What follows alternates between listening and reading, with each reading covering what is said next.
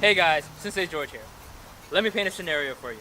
You and your significant other just finished watching the movies and you're making your way back to your cars. And then all of a sudden, a predator picked you out as a target. They chose you from amongst a number of other people that they saw go in and out of the movies, but they chose you and your significant other. And they want something from you. Do you know what to do to defend yourself and your significant other? Stick around to find out what would ninjas do.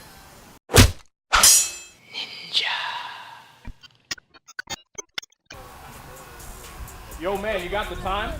Not really. Whoa! Run! Okay guys, so we're going over couple defense today. And it's a very important topic because if you have your significant other, you guys need to be able to defend one another if the situation ever arises. So, the first and foremost important part about couple defense is communication.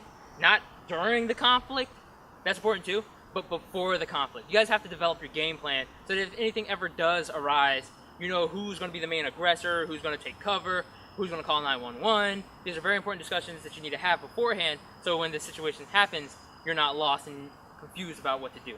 So the first thing that we're going to be actually going over is that in that scene you saw, Charlotte and myself were holding hands. Now there's a very specific way that we held our hands, which is palm to palm, okay? Which is the best way that you can hold hands if you're thinking of a tactical reason, okay? I know it may sound silly, but it's important. Because when you guys do the interlock finger grip, and you go to try to punch someone, you're probably going to be punching them with their significant other or sending them flying, one of the two. You could even actually cause damage to the rotary cuff if they're not expecting it.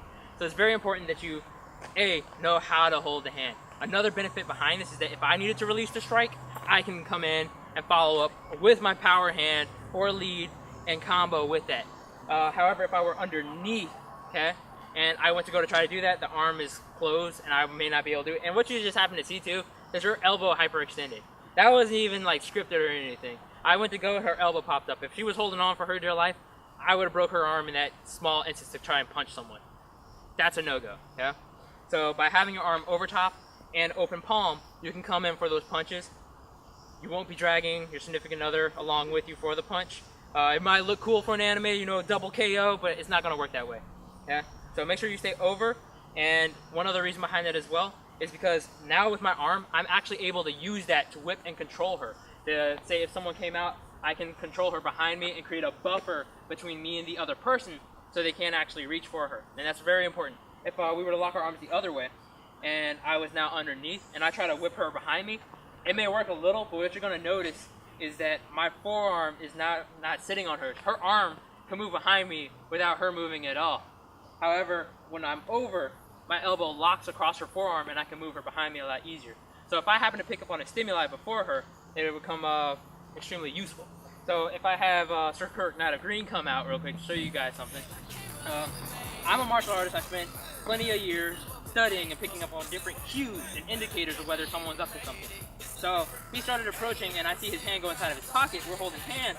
I noticed that he might have something or a force multiplier is pulling out. Instead of me waiting for him to pull it out, I go to kick his hand and create some distance. He still has it. I got some distance. But now I'm like, I need to create a buffer between me and my significant other, so that way if he does pull out a knife, because I am more experienced and have had a little bit more experience having knives waved around at me, I can gear up and create a buffer and keep her at a safe distance. This is also a time in which I can tell her to run to get a head start while I hold off and then I go, or for her to call 911. These are all discussions that you guys need to have beforehand and can prove to be life-changing.